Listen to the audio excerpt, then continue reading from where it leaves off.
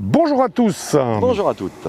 C'est le Golf Paris-Longchamp qui nous accueille aujourd'hui pour une nouvelle rubrique.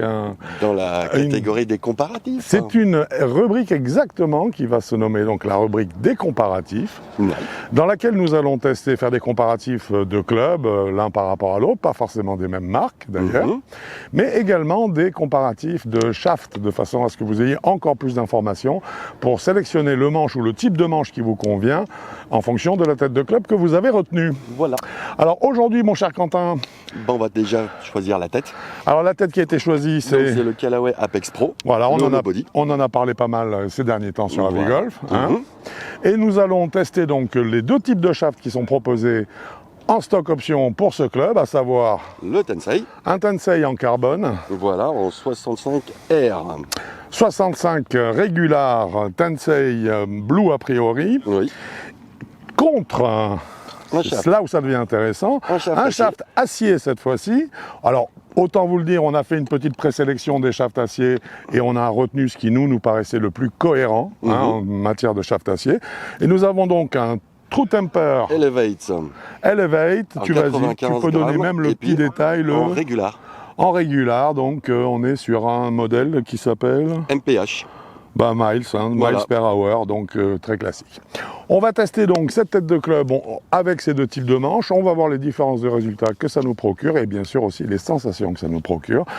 Et on va développer tout ça dans les minutes qui viennent. À tout de suite.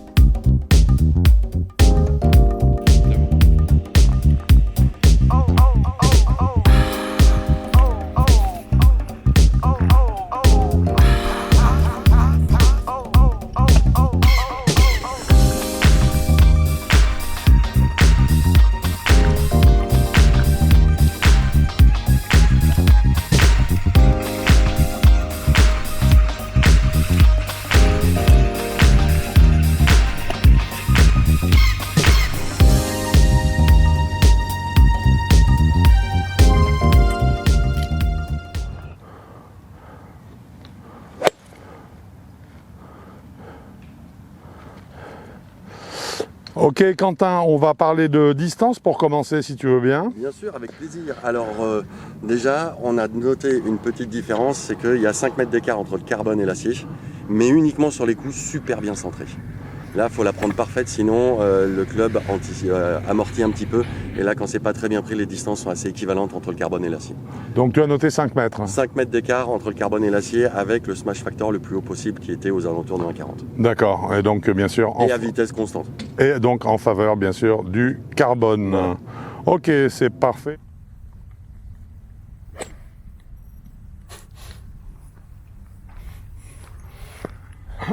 Bah dis donc, t'es en forme aujourd'hui. Hein. Tu as vu ça? Ah, j'ai vu que là, c'était réglé comme du papier à musique. Pas mal réglé en ce moment. Ouais. Bon, on va parler un peu vitesse du club. Oui, vitesse du club. Alors là, on a vu en fait une différence de 2 miles. On a adapté la vitesse en fait aux manches. On a joué les manches régulières pour que vraiment ce soit comparable avec l'essentiel des joueurs. Voilà. Donc on a adapté nos vitesses. On a noté une vitesse moyenne sur l'acier de 80 miles de passage. Et dès qu'on est passé sur le carbone, dès que je suis passé sur le carbone, je suis passé tout de suite à 82 miles.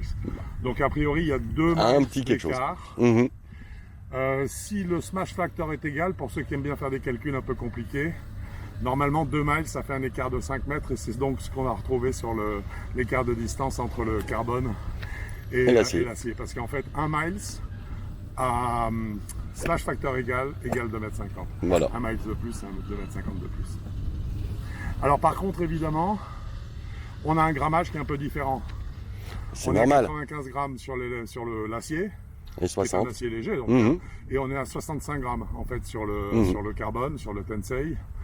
Donc forcément plus léger, on l'accélère un petit peu plus vite, mais on en parlera plus tard en termes de dispersion.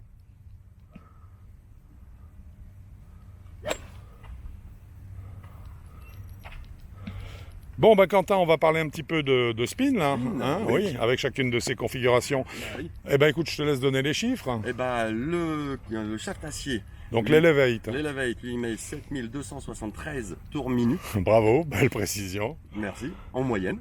Alors que le carbone, le Tensei, lui, c'est 7773 tours minute. Donc, c'est parfaitement les 500 tours de plus. 500 tours de plus. Alors, à préciser que pourtant, les deux manches sont en mid-kick, c'est-à-dire point de flexion médian.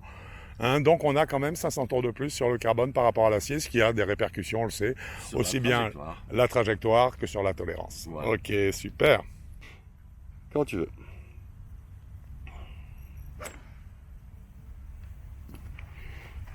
Presque aussi bien que le dernier, dis donc. Presque, hein. Presque. Ah, pas mal. Malheureusement, le golf est fait de beaucoup de presque. Hélas. Bon, parlons Apex. Oui, hauteur de balle maximale. Donc en acier, il était à combien? Acier 33 mètres. 33 mètres? Oui. Et en carbone? 37.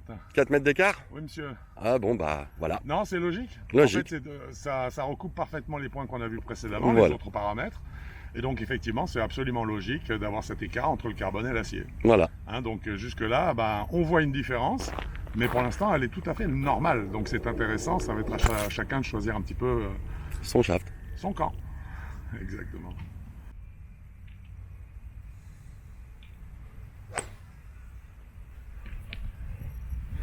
Pas mal ça, Quentin? Le contact est un peu mitigé, on va dire. Bon, alors maintenant, de quoi on va traiter? On va parler de l'angle de décollage. Exact, exact. Donc, avec l'acier, il est à 26,8 degrés de décollage. D'accord. Ouais. Et en carbone, elle est à 28,2. D'accord. Un peu plus haut, au total, donc 1,4 degrés plus haut pour le carbone. Le carbone, oui. Ouais. On reste toujours dans la même logique. Oui, puis on retrouve exactement une fois de plus, je dirais, des explications qui font que les trajectoires de balles sont comme elles sont, un peu plus hautes, exactement. Ok.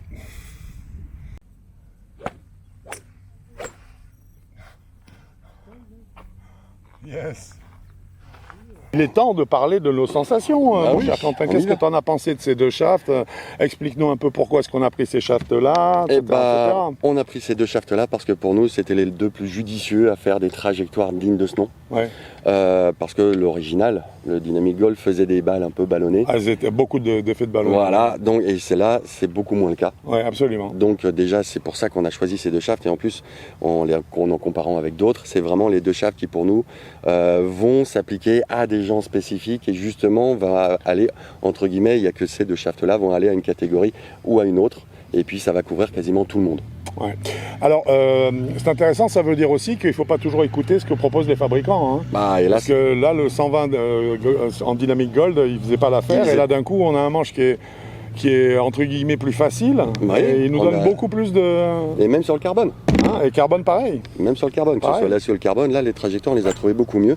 Même si on a trouvé une différence de hauteur, justement, qui est assez probante. Oui, mais c'est ce dont on va parler. Voilà, et ce qui est normal, c'est pour ça que c'est le moteur du swing, donc le shaft, faut le choisir bien comme il faut, mais suivant votre vitesse. Voilà. Et on a trouvé justement que l'Elevate, il est très bien pour les gens, donc là en régular, il est parfait pour les gens qui ont une vitesse de régular entre 75 et 85 miles à l'heure pour un faire 7, et que ceux qui sont un tout petit peu en dessous, même s'ils veulent du Tensei, ça sera génial parce que comme la vitesse est moindre, la balle sera un petit peu mieux portée puisqu'il envoie un peu plus haut. C'est ce qu'on a vu tout à l'heure avec le data. C'est ce qu'on a vu tout à l'heure, donc la distance va être un petit peu augmentée.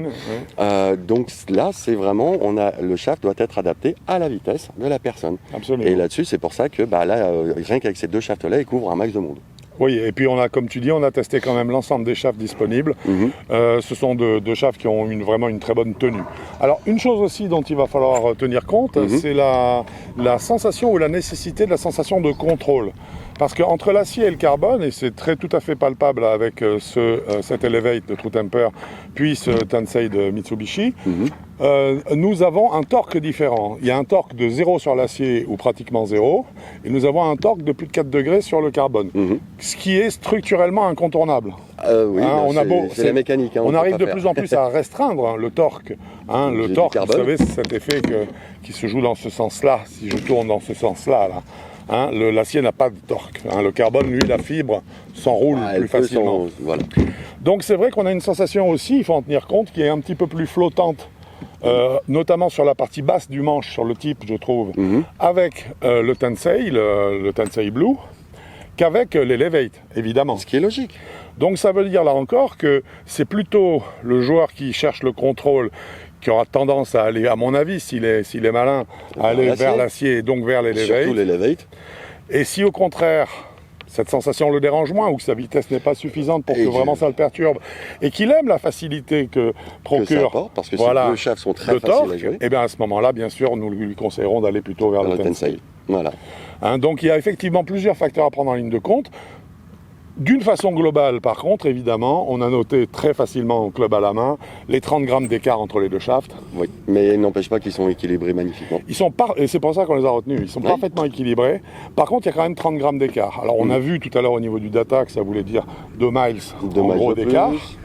Mais ça veut dire aussi, attention, moins de régularité avec un club plus léger. Et ces 30 grammes, c'est beaucoup. Ça le rend très vif, mais peut-être moins facile à reproduire. Donc c'est tout ce calcul-là que vous devez faire. Est-ce que j'ai besoin d'un club lourd? Est-ce qu'au contraire je veux quelque chose de facile qui me fatiguera moins en fin de parcours? Hein? Voilà. Pour vraiment faire votre choix entre le carbone et l'acier. Voilà mon cher Quentin. Bon. Je pense qu'on a fait le tour donc de ce comparatif shaft carbone-acier sur une tête Callaway Apex Pro. Et puis nous espérons que ce test vous aura plu. Il y en aura d'autres. Oui. Et d'ici là, je vous dis bon golf à vous. À bientôt.